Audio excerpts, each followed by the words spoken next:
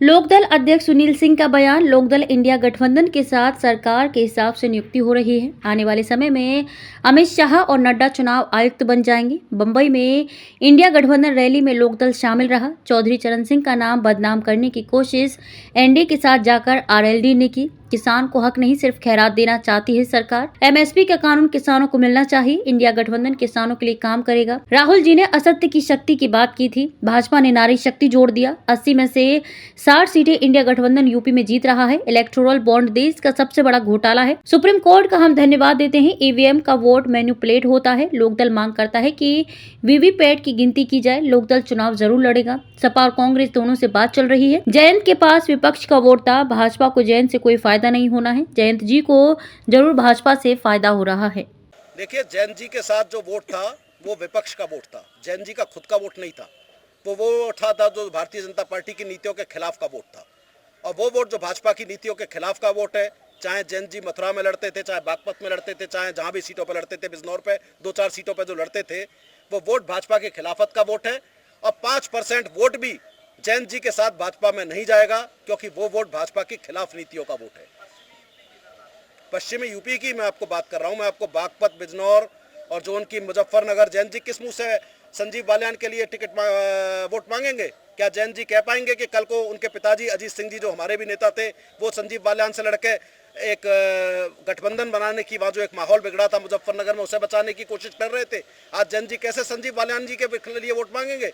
आज जयंत जी कैसे कहेंगे कि जिन किसानों के ऊपर 800 से किसान ज़्यादा शहीद हुए, उन 800 किसानों के ऊपर जिनके ऊपर लखीमपुर में गोलियां चलाई गई, हम तो चाहते जयंत जी को भाजपा भेजे, वहां पे लखीमपुर में प्रचार करवाए, जयंत जी का चेहरा भी सामने आए जनता के सामने। क्या जयंत जी लखीमपुर में जाकर प्रचार कर पाएंगे?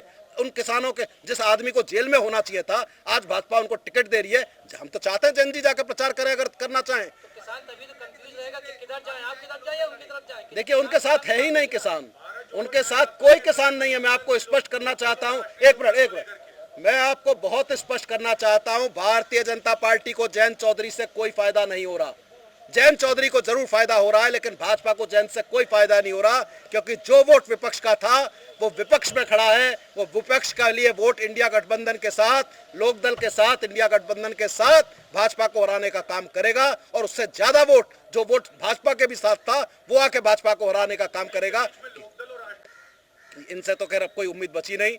लेकिन इंडिया गठबंधन के घोषणा पत्र में जो अभी जारी नहीं हुआ है, लेकिन मन से कह दिया गया है कि इंडिया गठबंधन एमएसपी को कानून बनाएगा, किसानों का कर्जा माफ किया जाएगा, किसानों के लिए जो फसल योजना है उसमें ऐसी योजनाएं बनाई जाएंगी ताकि किसानों को फसल का नुकसान होने पे बीमा की राशि मिले। देश के किसानों का कर्जा, अगर देश के 15 लाख करोड़ उद्योगपतियों का माफ किया जा सकता है, तो देश के किसानों का कर्जा भी माफ इंडिया गठबंधन और साथ में लोकदल मिलकर करेगा। बस अब एक कुछ दिन की बात है, 4 जून तक का इंतजार है। देश में जनता तो ठान चुकी है कि बदलाव करना है, और बदलाव हर स्तर पर दिखाई दे रहा है, चाहे उद्योगपति हो, चाहे किसान हो, चाहे नौजवान हो, चाहे आम आदमी हो। क्योंकि आज भले ही ये कह सकते हैं कि धर्म के नाम पे भारतीय जनता पार्टी वोट मांग सकती हो, लेकिन कभी मुद्दों पे बात नहीं कर रहे। आज मुद्दों पे बात नहीं हो रही कि बेरोजगारी का आलम क्या है, गरीबी का आलम क्या है, देश का आलम क्या है, नौजवानों को रोजगार का आलम क्या है, किसानों के हालत क्या है, महंगाई का हालत क्या है, इन पर चर्चा नहीं हो रही।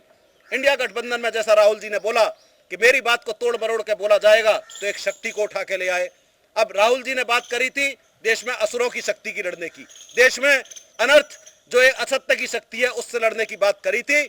और हमारे भारतीय जनता पार्टी के प्रधानमंत्री इतने ज्यादा बौखला गए कि बौखला कर वो बोलने लगे कि नारी शक्ति की बात करने लगे। भूल गए कि मणिपुर में वो नहीं गए, भूल गए कि हाथरस में क्या हुआ, भूल गए कि ब्रजभूषण शरण सिंह को हटाने में उन्हें कितना समय लगा, और जबकि देश की खिलाड़ी महिला बैठी रही, तो उस समय नारी शक्ति नहीं याद आई। लेकिन आज नारी शक्ति की बात करते हैं। तो आज इस देश का जो आलम है, जो देश की शक्ति की बात करी राहुल जी ने, वो देश की असत्य की शक्ति है। वो ताकतें हैं जो एक पूरे के पूरे देश की अर्थव्यवस्था को बर्बाद कर रही हैं, किसानों को, नौजवानों के भविष्य को बर्बाद कर रही हैं। उस शक्ति से लड़ने की जरूरत है। तो आज लालू जी की रैली हुई थी, उससे पहले 3 तारीख को, तो मोदी जी का परिवार बीच में आ गया कि सारे परिवार लग गए। ऐसा लगता है कि कहीं ना कहीं जैसे इंडिया गठबंधन की रैली होती है, ये बौखला जाते हैं, कभी अपना परिवार बढ़ाने लगते हैं, कभी शक्ति से लड़ने की गलत बात करते हैं। तो आज इंडिया गठबंधन पूरी तरह से इस देश में और इस उत्तर प्रदेश में भी भारी बदलाव करेगा। समाजवादी पार्टी, लोकदल, कांग्रेस, हम सब मिलकर इस प्रदेश में 80 में से कम 60 सीटें, आप सोच सकते हैं कि आज भाजपा या कह रही होगी कि आज भाजपा जीतेगी, लेकिन हकीकत यह है कि आज इस प्रदेश में कम से कम 60 से ज्यादा सीटें इंडिया गठबंधन जीतेगा आने वाले समय में। ये भी हम देखेंगे। आज इस देश में जिस तरह से इलेक्टोरल बॉन्ड, हो सकता है कि अभी आपको ये बात ऐसे लगे, लेकिन जैसे जैसे चुनाव चलेगा हमारे प्रधानमंत्री की बौखलाहट ये बताती है कि वो कितनी ज्यादा बौखलाते हैं।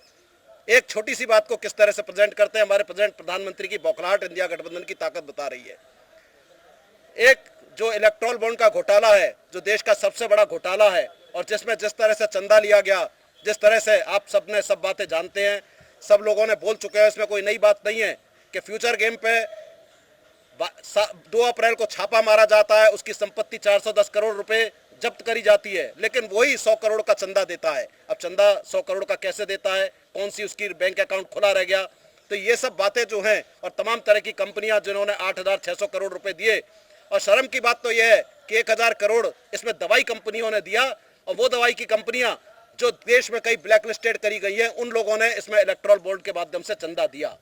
तो देश में जिस तरह से लोगों के स्वास्थ्य के साथ खिलवाड़ करके दवाई बनाने वाली ब्लैक लिस्टेड कंपनियों से चंदा लिया गया, उन्हें फायदा पहुंचाने की कोशिश करी गई, जिस तरह से धंधे को एक्सटॉर्शन बनाया गया, ये देश का बहुत बड़ा घोटाला है इलेक्टोरल बॉन्ड।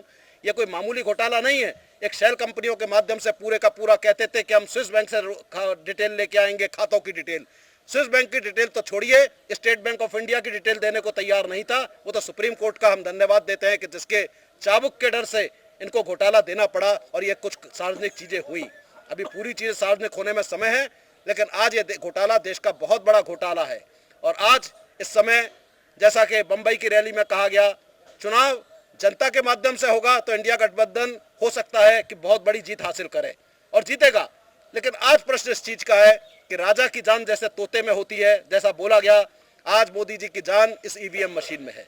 और इंडिया गठबंधन के सभी साथियों की और हमारी भी मांग है कि भाई वीवीपैट की पर्चियां क्यों नहीं गिनते। आप वोट देने गए, आपने वोट जहां पर दिया, आपको पर्ची मिली, आपके हाथ में दे दे, आप सामने बॉक्स में डाल दीजिए, आप देख लीजिए आपका वोट सही है। उसको गिनने में 2 दिन लगे, 4 दिन लगे, कौन सी बड़ी आफत आ जाएगी। आप 3 महीने अब से लेकर आचार संहिता 4 जून तक रहेगी देश में, पूरे 3 महीने तक सब कुछ बंद रहेगा। तो अगर अभी बंद रह सकता है तो 2 दिन ज्यादा लग जाएंगे, सही रिजल्ट आ जाएगा जनता के सामने।